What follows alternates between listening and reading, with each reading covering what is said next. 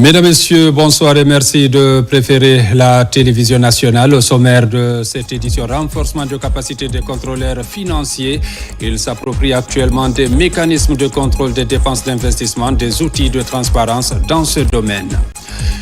Des échanges aussi pour bannir la lourdeur administrative a réuni ce mardi le ministre de la fonction publique, le patronat et les chambres consulaires du pays avec le seul objectif de faciliter le traitement des dossiers. Le temps fort dans ce journal.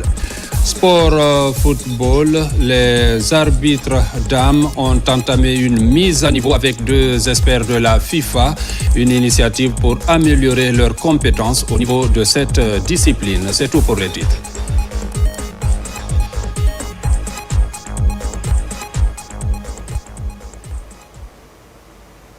Une fois encore, bonsoir et merci de nous choisir ce mardi 3 mars 2026 à la primature.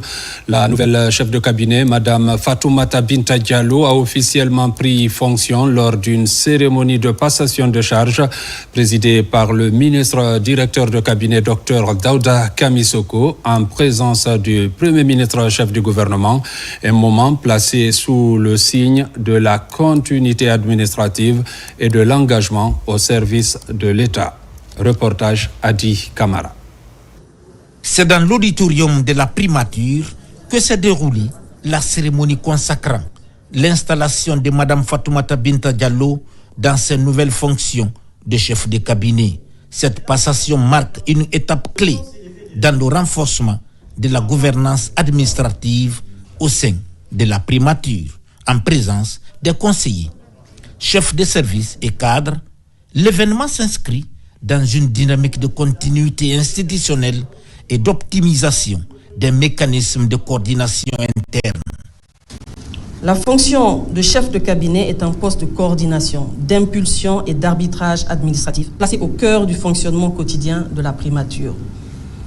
J'ai pleinement conscience des exigences qu'elle impose, tant en termes de discipline institutionnelle, de sens de l'organisation que de disponibilité permanente au service de l'action gouvernementale.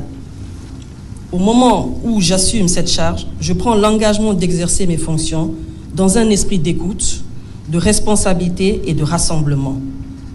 Je veillerai à renforcer la coordination interne, à consolider les méthodes de travail et à promouvoir une culture administrative fondée sur la discipline, la performance et le sens du service public. Prenant la parole, la chef de cabinet sortante, Mme Fanta Keita, exprime sa gratitude à l'ensemble du personnel pour leur engagement et leur professionnalisme.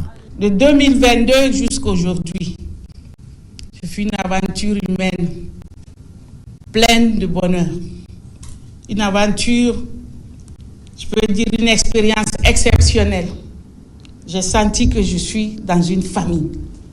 J'ai été prise à même spécialement par mes assistants. Je vous remercie infiniment. Et je réitère ma disponibilité à vous et à Monsieur le Président de la République pour servir ce peuple, pour servir cette nation partout où le besoin se fera sentir. Conformément au décret D-2026-0024-SGG-PRG du 28 février 2028, en vertu des pouvoirs qui me sont conférés, au nom de Monsieur le Premier ministre, chef du gouvernement, au nom de Monsieur le Président de la République, je vous installe officiellement dans vos fonctions et vous déclare chef de cabinet. Dans un contexte où notre pays poursuit un processus exigeant de transformation économique et sociale, le Premier ministre Amadou Ouriba rappelle que la réussite de notre mission à la primature repose sur la cohésion et l'engagement de toutes les équipes. Je vous souhaite bonne chance dans vos nouvelles fonctions et je souhaite que l'ensemble du personnel, des membres du cabinet, les conseillers, que le personnel, les services accompagnent Mme Diallo pour nous permettre de nous servir, parce que c'est elle, en réalité, qui est la cheville ouvrière, disons, de fonctionnement de l'ensemble de l'écosystème de la primature, que ce soit les ressources, que ce soit les moyens, les ressources humaines et autres. C'est une pièce maîtresse dans le dispositif institutionnel d'où la nécessité pour nous tous de l'accompagner pour l'accomplissement avec efficacité et avec une réelle empathie vis-à-vis de tous pour que nous puissions, disons, assumer nous aussi nos responsabilités dans un environnement sain, convivial et fraternel.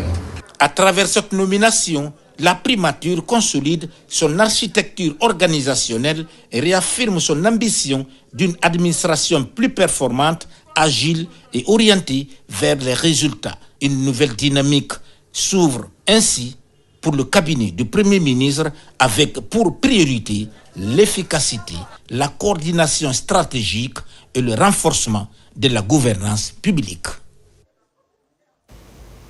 Crise au Moyen-Orient, la situation de nos compatriotes préoccupe. Le ministre des Affaires étrangères, Dr Maury Sanda Kouyaté, a animé hier lundi par visioconférence une réunion de la cellule de crise. La rencontre a permis d'écouter les premiers rapports des ambassadeurs des pays concernés. Le point avec Yene Yansani. Suite au conflit qui a éclaté au Moyen-Orient, les membres de la cellule de crise se sont réunis hier lundi sous la présidence de Dr Maury Sanda Kouyaté. Cette rencontre a été élargie aux chefs de mission diplomatiques et consulaires des pays concernés par la crise actuelle.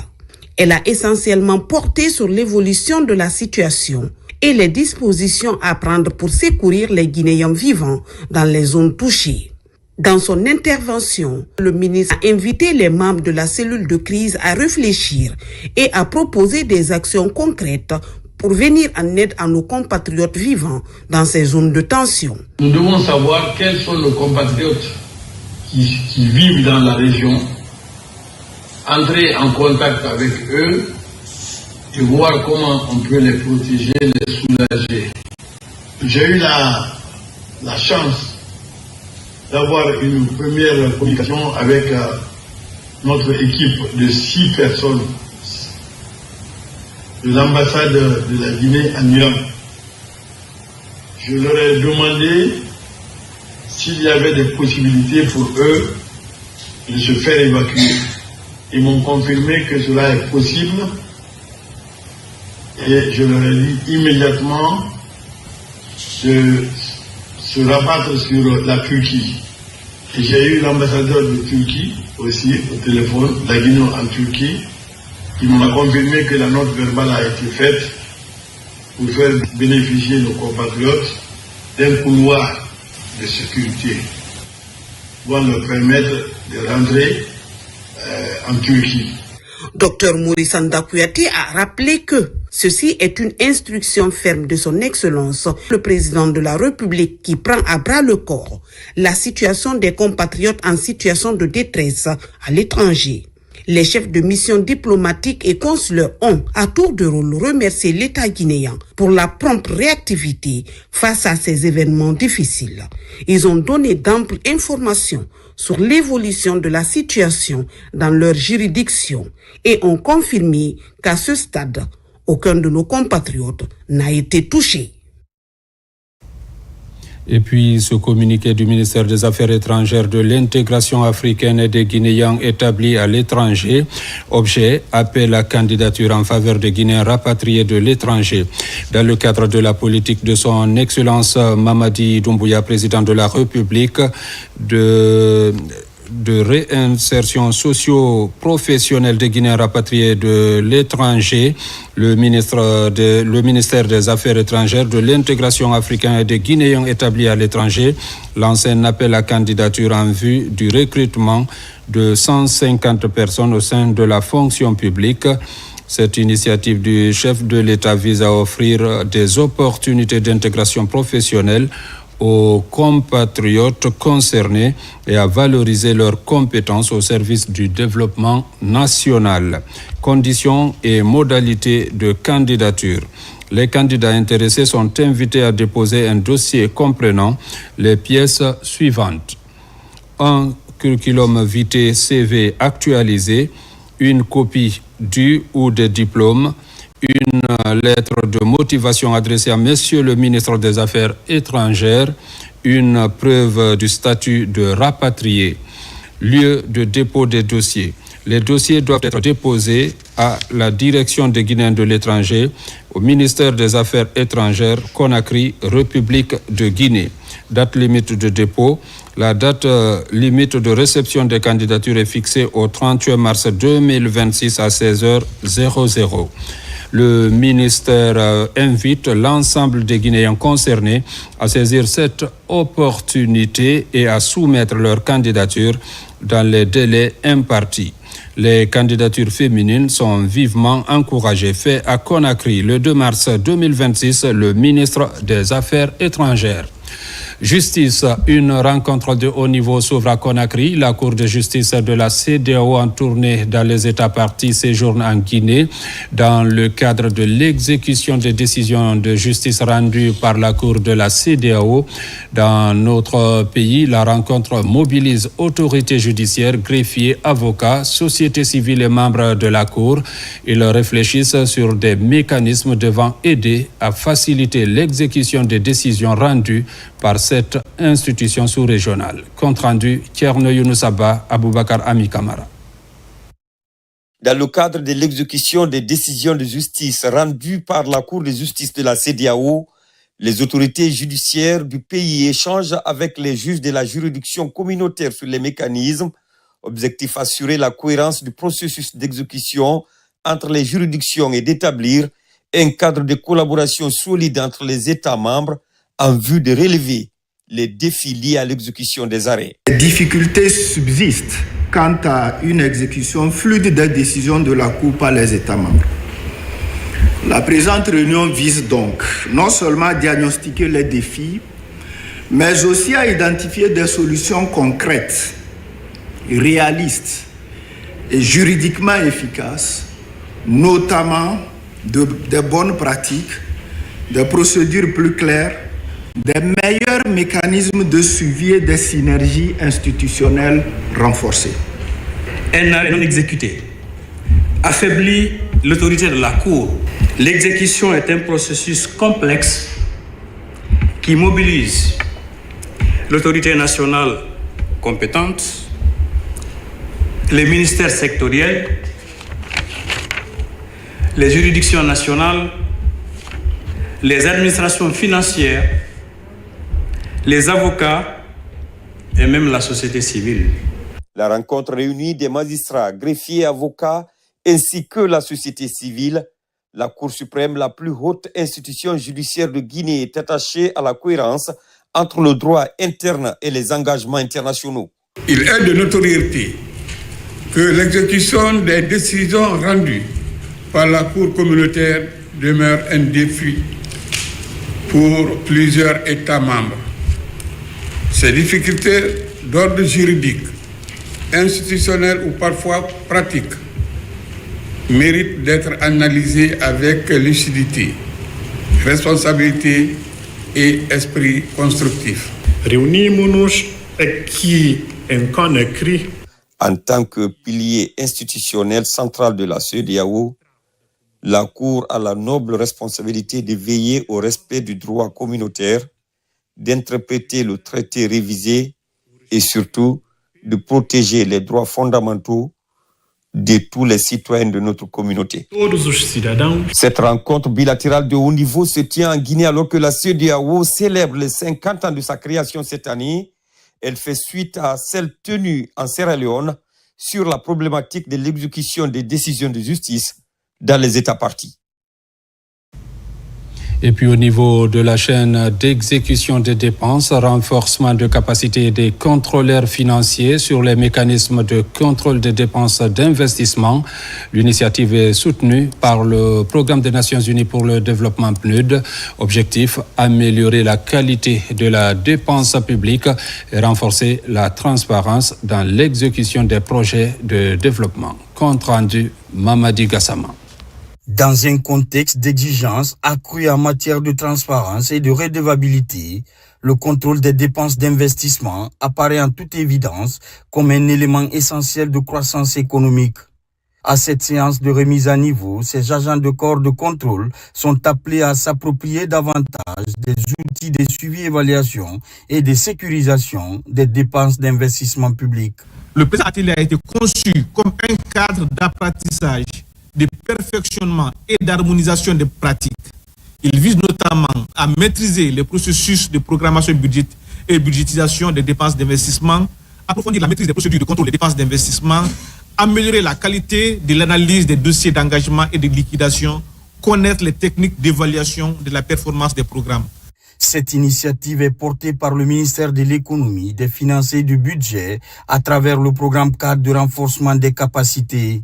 Il sera donc question d'harmoniser les pratiques de contrôle financier, de renforcer l'analyse des dossiers d'engagement et de liquidation des dépenses d'investissement et de promouvoir une culture de rigueur, de performance et de responsabilité dans la gestion des deniers publics. Cet atelier cadre avec l'ambition que le ministère de l'Économie, des Finances et du Budget a d'outiller les ressources humaines travaillant sur ces dépenses d'investissement avec des capacités leur permettant d'exécuter leur travail dans les meilleures conditions, mais surtout en accordance avec la rigueur budgétaire, avec des standards internationaux et le professionnalisme qui est à ce travail. Au nom du représentant résident du PNUD empêché, je réaffirme notre engagement total à accompagner le gouvernement guinéen dans le renforcement de la gestion des finances publiques pour accélérer la mise en œuvre des ODD en République de Guinée. L'objectif à terme est de doter notre administration financière des ressources humaines capables de répondre aux exigences d'une gestion budgétaire moderne et orientée vers les résultats. Bientôt, la préfecture de Koya va abriter un marché moderne destiné aux légumes et aux fruits. 800 boutiques seront construites et destinées à ces produits. Les travaux seront réalisés par Rock Development pour un coût global de 50 millions d'euros. Le délai contractuel est de 30 mois. Alkali Kobele Keita, Mohamed De Camara. Cette signature vient sceller le lancement de la construction d'un marché moderne des légumes et fruits à Koya. 800 boutiques avec toutes les commodités du temps moderne seront réalisées en faveur des femmes qui évoluent dans le domaine des fruits et légumes. Le gouvernement guinéen, à travers le ministère du Plan, dans sa stratégie de recherche de financement à l'international, a sollicité l'expertise et l'accompagnement du cabinet ROC pour que ROC Développement puisse construire, mais aussi aider à structurer en fait le financement d'un ouvrage, en l'occurrence le marché de fruits et légumes pour femmes à Koya. Il y aura une visite dans les prochains jours du site par des ingénieurs de la société. Depuis 2022, le processus est lancé par le Fonds d'appui aux activités économiques des femmes et filles, FAEF. C'est un financement de l'entreprise Roche Development pour un délai contractuel de 30 mois. L'innovation majeure de ce complexe réside dans des infrastructures techniques de pointe conçues pour répondre aux défis de la conservation et de la distribution. Le marché sera doté de chambres froides performantes, garantissant la préservation de la fraîcheur des produits. De pavillons spécialisés seront érigés, un pavillon dédié aux fruits et légumes, un espace moderne pour la volaille, ainsi que des installations spécifiques pour le poisson. Ces équipements permettront de réduire drastiquement les pertes post-récolte, augmentant ainsi directement les revenus de nos braves commerçantes et garantissant aux populations des produits de qualité. Les activités de la ministre en charge de la femme ce mardi se sont achevées par information générale sur le 8 mars, journée internationale de la promotion des droits des femmes. Devant les femmes leaders de Grand Conakry, Patricia Lama a estimé que c'est au mois d'avril prochain que la journée sera célébrée en différé. Mais bien avant, des activités de sensibilisation seront menées à Conakry et à l'intérieur du pays.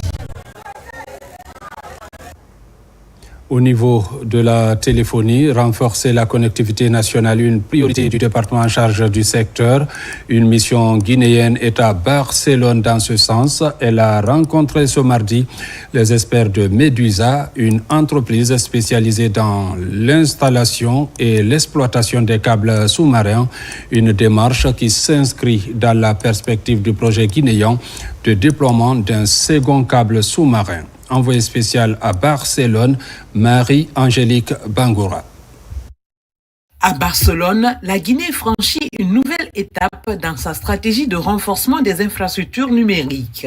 La délégation officielle a rencontré son partenaire Medusa afin d'examiner les perspectives d'atterrissement d'un deuxième câble sous-marin. Selon les experts, près de 5 pays d'Afrique de l'Ouest encore dépendants d'un seul câble sous-marin pourraient saisir l'opportunité d'investir dans 2 nouvelles infrastructures au cours des prochaines années. Medusa, l'année dernière, on est venu les rencontrer. L'objectif aujourd'hui de cette rencontre, c'était de faire un point sur l'état d'avancement du câble qu'ils sont en train de tirer de la Méditerranée à l'Afrique du Sud. L'objectif, c'est de nous assurer que la Guinée saisisse l'opportunité de ce câble qui va être très bientôt tiré et qu'on ne rate pas l'étape des études marines qui doivent être faites très bientôt. L'objectif aussi, c'est de nous assurer qu'on est totalement aligné au niveau gouvernement, mais aussi qu'on sache exactement les différents milestones de l'entreprise pour saisir l'opportunité de faire atterrir ce câble en République de Guinée.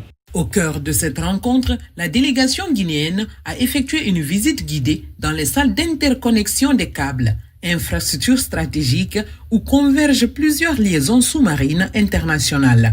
Cette immersion technique lui a permis d'appréhender avec précision les différentes étapes du processus, depuis l'atterrissage du câble jusqu'à son interconnexion avec les réseaux terrestres. Medusa est un partenaire depuis maintenant plusieurs années. Nous échangeons régulièrement sur les différentes opportunités de projets, surtout de câbles sous-marins. Donc nous avons profité de cette occasion pour visiter aussi les installations qu'ils sont en train de faire dans cette station d'atterrissement des câbles sous-marins où ils ont prévu de faire atterrir jusqu'à 8 câbles. C'est des installations de dernière génération qui inspirent.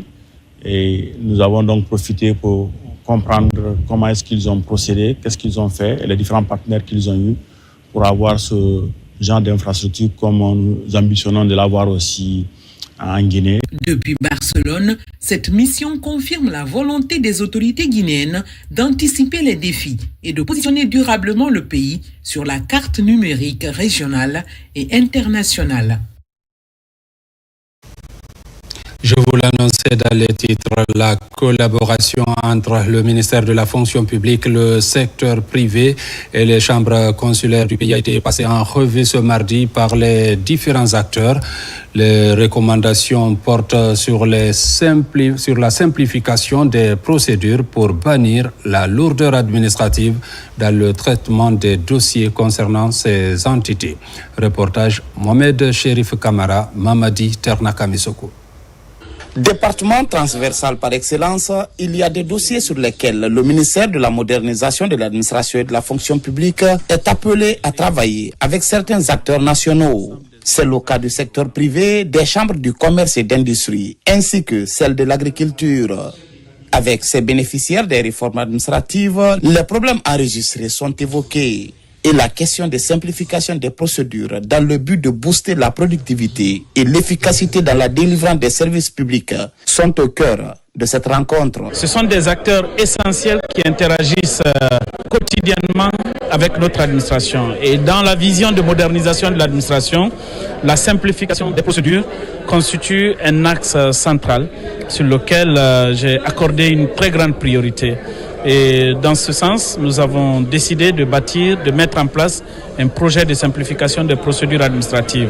L'objectif vise non seulement d'améliorer l'accès et la qualité des services publics, mais aussi d'améliorer le climat des affaires et l'attractivité de notre pays. Cette concertation se veut une réponse concrète aux lenteurs administratives, aux obstacles d'accès aux services publics et aux exigences de bonne gouvernance. Une première rencontre jugée constructive et saluée par les différents acteurs présents. Nous sommes aujourd'hui, en tant qu'acteurs du secteur privé, confrontés à beaucoup de problèmes. Des problèmes liés d'abord au retard administratif, des problèmes liés à la dématérialisation des appels d'offres, parce que ça prend énormément de temps. C'est beaucoup de dépenses. Si nous suivons et qu'on mette des commissions sur ces différentes questions, en tout cas, ça va être le début de la solution du problème du secteur privé. Inscrite dans une nouvelle dynamique de modernisation, cette initiative traduit la volonté du ministre Bruno de mettre en œuvre une réforme profonde et structurante de l'État. Une vision qui s'aligne sur les ambitions du programme Simandou 2040 à travers l'élaboration d'un nouveau programme de réforme de l'État et de modernisation de l'administration publique, PEMAP. Les représentants des 37 collectivités locales de la région administrative de Bokeh étaient tout récemment en conclave au gouvernorat de la ville.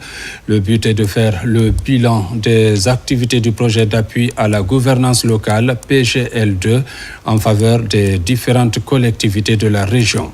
Reportage Younoussa Tabel Kamara, Mohamed Mara, Bintou Touré.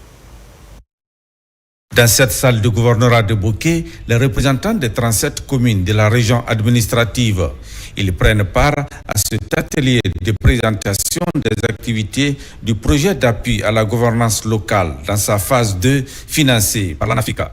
Il s'agit de passer en revue les activités réalisées en 2025 dans les différentes communes rurales et urbaines, mais aussi identifier les insuffisances afin de la corriger. La gouvernance locale représente aujourd'hui un enjeu stratégique majeur. Elle conditionne la qualité des services publics, la gestion efficiente des ressources et la confiance entre citoyens et leurs institutions. La décentralisation ne serait produire pleinement de ses effets sans une gouvernance locale forte, responsable et inclusive. Elle exige de nous rigueur, transparence, discipline institutionnelle et sens élevé de l'intérêt général. Le projet d'appui à la gouvernance locale vise à consolider les acquis en matière de budgétisation participative, le suivi-évaluation et le mécanisme de gestion des ressources locales dans les collectivités concernées. Il s'agit d'un cadre d'échange, d'apprentissage collectif et de redevabilité permettant de faire le point sur les activités réalisées, d'identifier les acquis, d'analyser les difficultés rencontrées et de formuler ensemble des recommandations pour améliorer nos interventions futures. À travers le PAGL2, l'ANAFIC confirme son rôle central dans la consolidation de la décentralisation, la promotion de la budgétisation participative et le renforcement des mécanismes de redevabilité. Au terme de cet atelier, les participants ont fait quelques recommandations et se sont engagés à jouer pleinement leur rôle dans la bonne gestion des ressources locales. Restons toujours dans l'arrière-pays, dans le Kenya. Le service des sapeurs-pompiers de la préfecture de Kindia vient de recevoir un important lot d'équipements modernes. C'est un appui du gouvernement pour permettre aux sapeurs-pompiers d'intervenir plus efficacement et en toute sécurité lors des incendies et autres situations d'urgence dans la préfecture. Reportage Sununu Sidibé, Marwan Kamara. Alignés en face du gouvernorat de la région administrative de Kindia, les véhicules flambant neufs ont été présentés aux autorités administratives et locales, aux responsables des services de sécurité ainsi qu'à la population venue assister à l'événement. Un appui logistique du gouvernement guinéen pour permettre de sauver des vies et renforcer la sécurité de tous. Je voudrais vous exhorter l'ensemble des cadres de ce comité régional de défense et de sécurité pour que désormais nos accidents de circulation, nos incendies reculantes connaissent une réaction instantanée de la part de la protection civile, car le chef de l'État et son gouvernement en ont fait déjà le possible. Parmi les équipements réceptionnés, un camion-citerne d'une capacité de 15 000 litres destiné à la lutte contre les incendies, une ambulance entièrement équipée pour les évacuations sanitaires, un véhicule de pompe funèbre, ainsi qu'un bus destiné au transport des équipes et du matériel. Le remercier Monsieur le Directeur général de la Protection civile, Monsieur le ministre de la Sécurité de la Protection civile, plus particulièrement Monsieur le Président de la République, chef d'État, chef suprême des armées, Son Excellence Mamadi Doumbouya, pour avoir pensé à la population de Kindia en dotant ses services de moyens, la première fois dans l'histoire de notre pays, tout en flambant neuf, destiné aux sapeurs-pompiers. La remise officielle de ces matériels marque ainsi une étape importante dans le renforcement du dispositif de sécurité civile de la préfecture de Kindia. Cette initiative des autorités pourrait garantir une meilleure protection des personnes et des biens. L'ITIE Guinée vient de boucler sa campagne de vulgarisation de ses rapports 2022-2023 à l'intérieur du pays. Il a été question partout d'informer les communautés sur les paiements des sociétés minières. Les 2 rapports ont été présentés à Lola et Nzérékoré devant les travailleurs de la Société des mines de fer de Guinée. Reportage Moussa Kouyaté.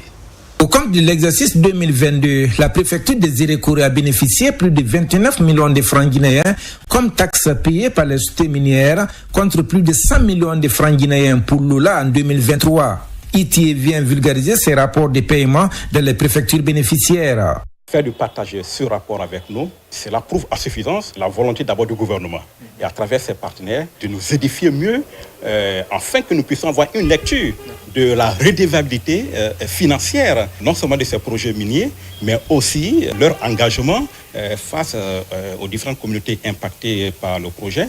Ça permet d'informer les populations à la base du revenu que génèrent les sociétés minières, que l'État même reçoit à travers les régies financières, que les budgets de collectivités reçoivent et qui les permettent de financer les activités de développement communautaire à la base. À la Société des mines de fer de Guinée sur les hauteurs du Mont Nimba, même séance de présentation devant les travailleurs massivement mobilisés. Cette société paye des taxes chaque année à la préfecture de Lola où elle est installée. Près d'un mois, la mission a sillonné 14 préfectures pour ces opérations de vulgarisation. Partout où on est passé, il y a eu l'engouement, il y a eu l'intéressement de toutes les parties prenantes, que ce soit les populations, que ce soit les élus locaux. Donc tous les gestionnaires des deniers publics s'étaient intéressés et surtout le fait que l'on ait révélé ce qu'ils doivent bénéficier pour leur propre développement. Ce qu'on peut retenir comme recommandation, c'est d'abord le retour de FODEL au niveau des communes. Les populations voudraient que régulièrement l'ITIE passe pour les informer des montants qui leur sont dus pour leur développement et la prospérité des citoyens de leur commune. Partout où la mission a séjourné, les autorités communales et administratives ont promis de cultiver la paix et renforcer la bonne cohabitation entre les citoyens et les sociétés minières. Ratoma, concours de lecture et de mémorisation du Saint-Coran, la mosquée Ali Diaouné à Kakimbo a abrité les 5 derniers jours une initiative qui a regroupé près de 200 élèves des écoles coraniques venus des préfectures et de la capitale Conakry. Reportage Nabi Kamara. Sur 600 candidats, 160 élèves venus des écoles coraniques du pays, dont 40 filles, ont pris part à cette 8e édition du concours de lecture et de mémorisation du Saint-Coran à Conakry. Un rendez-vous islamique qui a duré 5 jours dans l'enceinte de la mosquée Ali Yaoundé de Kakimbo, commune de Ratoma. Une initiative de la fondation Ali Yaoundé qui s'est déroulée dans l'émulation entre ces jeunes de 6 à 21 ans. Ce concours a 5 étapes. Le Coran au complet, le Coran à moitié, 3 cinquièmes, 2 cinquièmes et 1 cinquième. Nous préconisons, Inch'Allah, primer les lauréats dans les différentes disciplines ou de différents niveaux.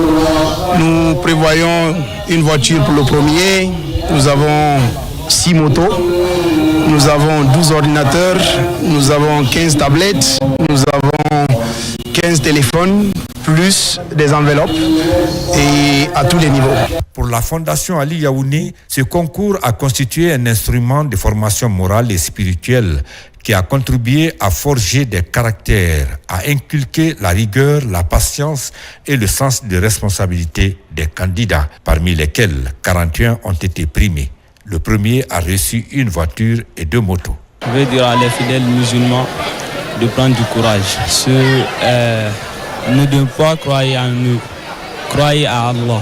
Dieu merci, on a été parmi les admis et nous avons été le deuxième dans la moitié des Corans. Fini la 8e édition du concours de lecture et de mémorisation du Saint-Coran à Conakry.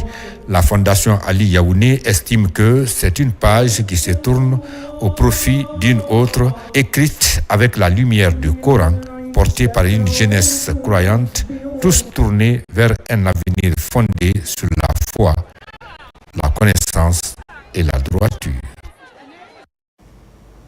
La solidarité se poursuit en ce mois saint de Ramadan avec la remise de denrées alimentaires aux populations. À Dubreka et à Koya, un don du Royaume d'Arabie Saoudite a été distribué aux familles les plus défavorables. Reportage Ismaël Nabé, Marwan Kamara. Après une première phase organisée au niveau du centre-ville de Conakry, la distribution des denrées alimentaires s'est déployée dans les préfectures de Dubreka et de Koya. Riz, sucre et huile ont été remis à des centaines de ménages défavorisés. Objectif, permettre aux familles bénéficiaires de vivre le mois de Ramadan dans les conditions plus sereines. L'Arabie Saoudite massacre la ING. C'est un engagement venant de l'Arabie Saoudite convenant que donne des sacs de riz. L'année passée, c'était à 7500. Donc cette année, ils ont envoyé 8400. Donc Dieu merci, tous ceux qui ont des cartes et qui sont en norme là, tout le monde recevra des sacs de riz avec une courtoisie et avec la paisibilité. Nous remercions les donateurs venant de l'Arabie Saoudite, également tous les membres aussi qui nous ont facilité la tâche. Ce don s'inscrit dans le cadre des actions humanitaires menées par le Royaume d'Arabie Saoudite en faveur des populations défavorisées. Une initiative saluée par les bénéficiaires qui y voient un symbole fort de coopération et de fraternité. Les donateurs, nous ne pouvons que les remercier. Le mot merci est petit, mais celui qui ne le dit pas, il n'est pas reconnaissant. Donc nous en sommes très reconnaissants face aux donateurs et nous prions Dieu qu'il puisse faire plus que ça. Cette distribution devrait se poursuivre dans d'autres localités de l'intérieur du pays dans les prochains jours afin de toucher un plus grand nombre de familles et de renforcer l'élan de solidarité en ce mois de partage. Baou Ressources West Africa vient d'offrir aussi des vivres et autres produits de large consommation aux populations vulnérables. Cette opération est exécutée en partenariat avec le ministère de la Femme, de la Famille et des Solidarités vise à soutenir les plus défavorisés en cette période de Ramadan et de Carême. Falilou Diallo. Des vivres et autres denrées de large consommation pour les orphelinats et autres ménages précaires de Conakry. C'est dans le cadre du projet Simandou de Bao. C'est pas la première fois. Aujourd'hui, nous sommes à la 2e séance. Merci beaucoup à eux. Et j'aimerais que toute personne de bonne volonté essaye de voir ce que Bao nous fait, qu'ils essaient aussi de copier, parce que être ici pour les personnes vulnérables, j'espère qu'il n'y a pas de sacrifice qui est plus grand que ça. Vous savez que ce n'est pas chose facile pour les personnes vulnérables. Nous ne ferons que remercier d'abord aux donateurs. Ça, c'est à cette société d'abord qui a fait le don à travers le ministère et aussi au département, je veux parler du ministère, et aussi les différentes directions encore dans ce sens aussi de la solidarité. À travers cette action, les donateurs entendent matérialiser leurs responsabilités sociétales dans les zones d'intervention du projet. D'autres opérations sont annoncées pour les communautés qui vivent le long du corridor Simandou. L'idée d'adapter leurs activités aux besoins des populations riveraines du projet.